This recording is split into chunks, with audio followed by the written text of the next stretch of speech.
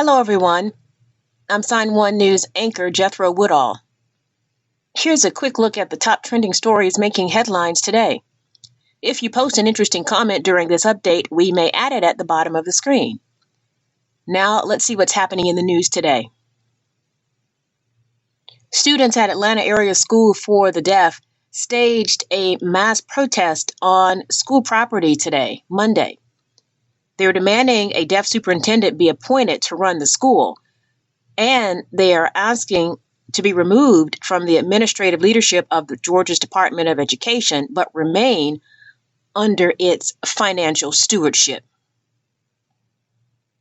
Student protesters say they will be meeting with representatives from the DOE to explain the reason for wanting the superintendent removed. But here's what student leaders shared with Sign1News MMJ Martha Anger.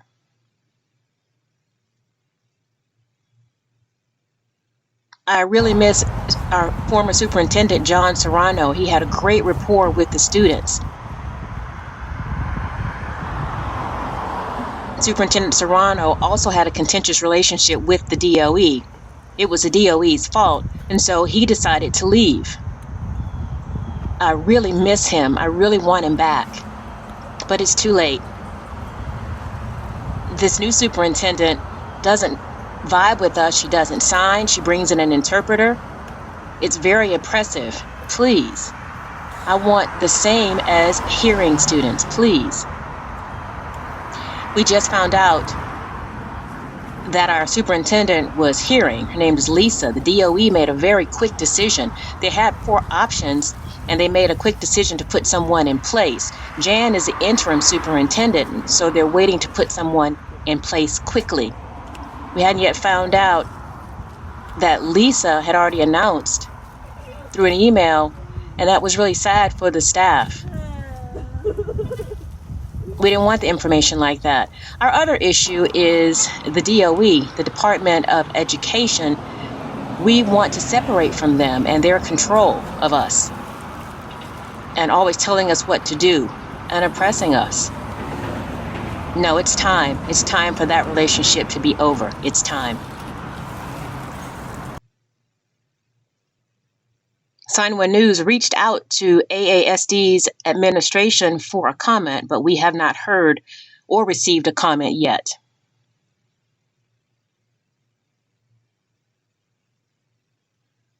Police in New Orleans are investigating the death of 33-year-old man whose family members identified him as Jamal Sears, a deaf man and father of 2 who was found shot to death in his car Sunday night. Investigators are still gathering evidence to identify the people or persons responsible for the crime and the motive. If you have any information related to this crime, you're asked to contact Detective Leonard Bendy at the number below, or if you want to remain anonymous, you can call Crime Stoppers.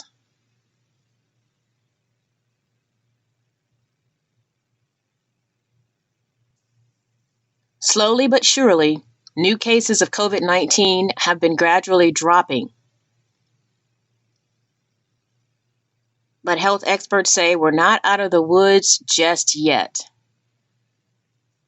Hospitals all over the country are still strained with COVID-19 patients, and deaths are on the rise, even as new cases decline. Hospitals and health experts say we could see this latest surge finally subside, but getting more people vaccinated will make the difference. Forecasters are keeping a close watch on Hurricane Sam, which has been upgraded to a Category 4 major hurricane storm with sustained winds of 130 miles per hour. Right now, the storm is about 800 miles to the southeast of the Leeward Islands in the Atlantic Ocean, and forecasters hope it will stay in the open water away from the U.S. and any land masses. But later in the week, the monster storm could pass by parts of the Caribbean islands. Sign1News will keep you updated if the storm starts moving towards the U.S. mainlands. Singer Billie Eilish has teamed up with Nike for 2 new vegan Air Jordans that Eilish calls an ode to herself. She chose lime green for one pair to match her once iconic green hair, and the other shoe is tan. Both are made with at least 20% recycled material, cost about $170, and are available this week on Eilish's online store and Nike's website. Netflix just released this action-packed teaser of its new movie, Red Notice, showing actor Gal Gadot showing off moves worthy of Wonder Woman, taking down co-stars Dwayne "The Rock" Johnson and Ryan Reynolds. The big-budget action flick, which debuts on November 12th, is about an FBI agent, Johnson, who is forced to work with the world's best con artist, Reynolds, to take down the world's greatest thief, Gadot. Move over, Ant-Man. Scientists have created the smallest ever human-made structure that can fly.